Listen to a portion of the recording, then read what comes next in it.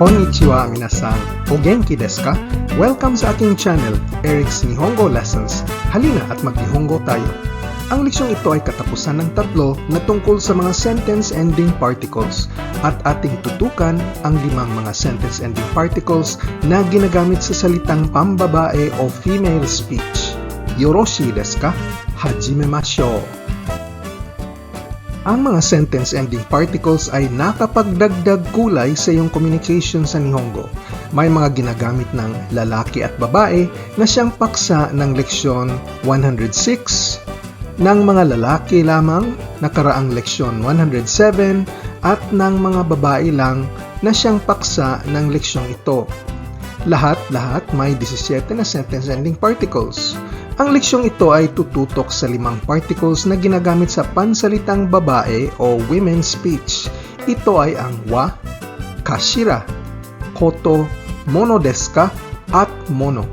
Isa-isahin natin ito kasama mga ehemplo. Kung nais niyo pong tumulong upang makagawa tayo ng mas marami pang mga libreng videos katulad nito, pwede po kayong magbigay ng kahit anong halaga sa aking PayPal account, Eric's Nihongo Lessons. Ang Eric's ay E-R-I-C-S, wala pong apostrophe, Nihongo Lessons. Ang link po ay nasa description box sa ibaba. Ang leksyong ito, pati na rin ang mga nakaraang leksyon, ay meron pong kasamang exercise sheet na nagpapalakas ng iyong napag-aralan. English po ang exercise sheet natin. Sa donasyong 10 dolyares, pwede po kayong umemail sa akin sa ericsnihongolessons@gmail.com at i-email ko po sa inyo ang exercise sheet. Pagkatapos nyo pong sagutin, balik nyo lang po sa akin ulit at ako mismo ang mag-check at bibigyan ko po kayo ng feedback. Ang unang particle ay ang wa. Ito ay nagpapahiwatig ng paghanga at nagpapalambot ng sinasabi. Paghanga. Kono scarf wa oshare da wa?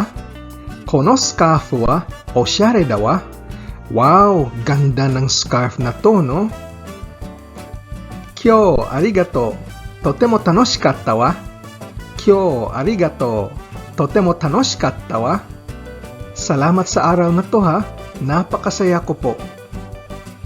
Ang pangalawang gamit ng wa ay ang pagpapalambot ng sinasabi. Kochi ga warukatta wa, sumimasen deshita. Kochi ga warukatta wa, sumimasen deshita. Ako po yung may kasalanan, sorry po. Kino wa ame bakari de taihen datta wa. Kino wa ame bakari de taihen datta wa. Ang hirap talaga kahapon, ulan ng ulan. Ang pangalawang particle ay ang kashira. Ang panlalaki ng kashira ay ang kana. Ang kashira ay may 3 gamit. Pagpapahiwatig ng walang kasiguraduhan, duda, at pag-asa. Unang gamit, pagpapahayag ng walang kasiguraduhan. Kare wa hontou ni okotta kashira? Kare wa hontou ni okotta kashira? Totoo kayang nagalit talaga siya? Ashita, ame ga furu kashira?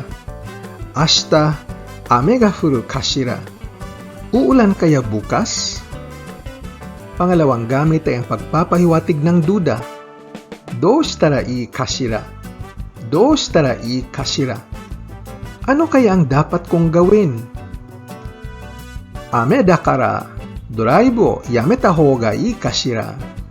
Ame dakara, drive o yameta hou ga ii kashira? Dahil ulan, baka mas mabuting huwag na munang lumabas at mag-drive-drive. Pangatlong gamit ay ang pagpapahayag ng pag-asa. Keiki no tsukurikata wa Tanaka-san ni oshiete moraeru kashira? Keiki no tsukurikata wa Tanaka-san ni oshiete moraeru kashira? Sana pwede akong turuan ni Miss Tanaka kung paano gumawa ng cake. Utatte kikasete kureru kashira? Utatte kikasete kureru kashira? Sana parinig mo sa akin pagkanta mo. Ang pangatlong particle ay ang koto. Ang koto ay nagpapahiwatig ng emosyon at suhestyon o imbitasyon. Unang gamit, pagpapahayag ng emosyon. Ma, waza-waza go shinsetsu na koto. Ma, waza-waza go shinsetsu na koto. Naku, nag-aabala ka pa. Ang bait mo talaga. Wa, ii nioi desu koto. Wa, ii nioi desu koto. Wow, ang bango. Pangalawang gamit ay ang pagpapahayag ng suhestyon o imbitasyon. Ocha demo nomimasen koto. Ocha demo nomimasen koto. Kahit magtsaa muna tayo. Issho ni kouen o sanpo shimasen koto. Issho ni kouen o sanpo shimasen koto. Samahan mo naman ako, maglakad tayo sa parke. Ang pang-apat na particle ay ang mono desu ka na nasu-shortcut sa mon desu ka. Ang panlalaki nito ay ang mono ka o mon ka. Isa lang ang gamit ng mono desu ka. Pagpapahiwatig ng kung ano ang hindi dapat gawin gamit ang isang rhetorical question o babalik na rin ang pagsabi parang nagtataray ka na. Halimbawa ito, anata ni wa whisky wa tsuyosugiru yo. Mata nomu mono desu ka? Anata ni wa whisky wa tsuyosugiru yo. Mata nomu mono desu ka? Masyadong malakas ang whiskey para sa'yo. O ano, iinom ka pa ulit? Sa ibang pagkasabi, huwag ka nang uminom ulit ng whiskey. Anna namakemono to wa issho ni seikaku shite ikeru mon desu ka? Anna namakemono to wa issho ni seikaku shite ikeru mon desu ka? Pwede mo bang samahan sa buhay ganyang klaseng tao na tamad? Sa ibang pagkasabi, huwag kang magpakasal sa isang tamad na katulad niyan. Ang panlimang particle ay ang mono. Ito'y nagpapahayag ng rason o dahilan, pagkadismaya, at pagnanais ng luho. Unang gamit, pagpapahiwatig ng rason o dahilan. Doyoubi wa tsugo ga warui desu mono. Gomen ne, ikenai no yo. Doyoubi wa tsugo ga warui desu mono. Gomen ne, ikenai no yo. Dahil di oobra ang timing nitong Sabado, sorry ha, di ako pwedeng sumama. Eiga wa yamemashou yo. Mo jikan ga nai desu mono. Eiga wa yamemashou yo. Mo jikan ga nai desu mono. Huwag na tayong manood ng sine dahil wala na kasing oras. Pangalawang gamit ay ang pagpapahayag ng diskontento o pagkadismaya. Ano kaisha ni hairitaku nai no yo. Kyūryō ga yasui desu mono. Ano kaisha ni hairitaku nai no yo. Kyūryō ga yasui desu mono. Ayokong sumali sa kumpanyang yan dahil mababa silang magpasweldo. Nakata sensei no kenkyū wa yaritaku nai wa kokitsukawareru desu mono. Nakata sensei no kenkyū wa yaritaku nai wa kokitsukawareru desu mono.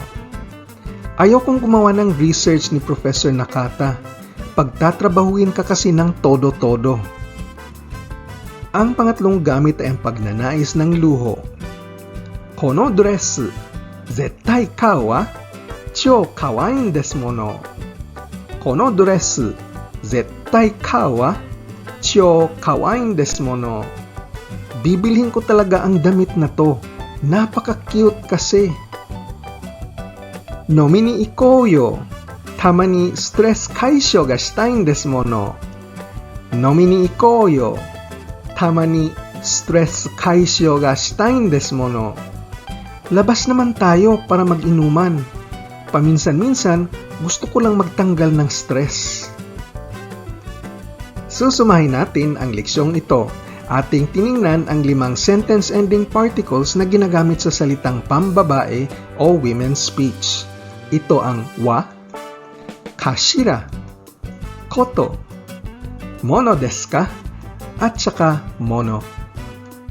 Kung nais nyo pong tumulong upang makagawa pa po tayo ng mas maraming libreng video lessons katulad nito, pwede po kayong mag-donate ng kahit anong halaga sa aking PayPal link na nasa loob ng description box. At kung nais nyong patibayin ang iyong natutunan, meron po tayong exercise sheet para sa leksyong ito at sa mga luma nating leksyon. Mag-donate lang po ng minimum $10 at pagkatapos nyo akong i-email, ipapadala ko po sa inyong exercise sheet, gagawin nyo at isauli nyo sa akin through email at ako mismo ang mag-check ng iyong mga answers. Bibigyan ko po kayo ng feedback. Salamat po sa inyong suporta. Yoroshiku onegai shimasu. Kung seryoso kang maging fluent sa Nihongo, importante ang pagsasana at pagpapractice araw-araw. Pag-aralin mabuti ang grammar at ang pagpaparami ng iyong bokabularyo. Ang aking Nihongo course dito sa YouTube magbibigay sa inyo ng malakas na pundasyon upang ang Japanese language skills ninyo mapabuti at mapalakas. So pakiclick na lang ng like, share o subscribe at hihintayin ko kayo sa susunod na video. Nihongo no benkyo ni gambatte kudasai. じゃあまたね。